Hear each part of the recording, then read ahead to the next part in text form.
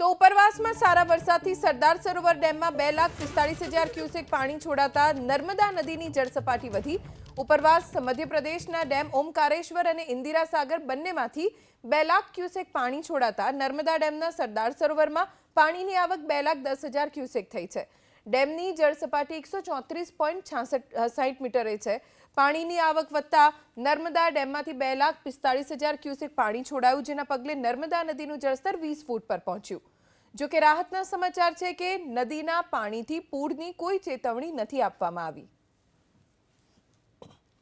તો ભારે વરસાદ અને કીમ નદીના પાણીએ ભરૂચના હાસોટ તાલુકાને બરબાદ કરી નાખ્યો।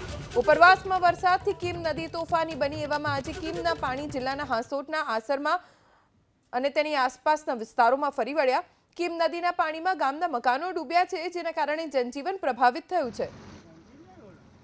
બોટ લઈને નીકળવું પડે એવી સ્થિતિનું નિર્માણ આ વિસ્તારમાં થયું છે। અનેક રસ્તા જળમગ્ન છે। માત્ર રસ્તાઓ જ નહીં પણ ઘર પણ આખા મકાન ઘર વખરી સહિત ડૂબી ગયા છે।